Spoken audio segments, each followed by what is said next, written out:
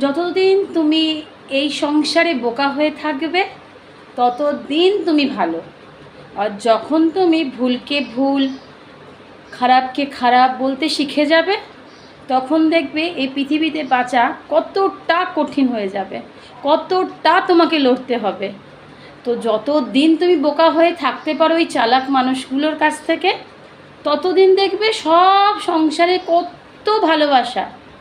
মানে এই সংসার ছাড়া উনি আর কিচ্ছু চেনে না।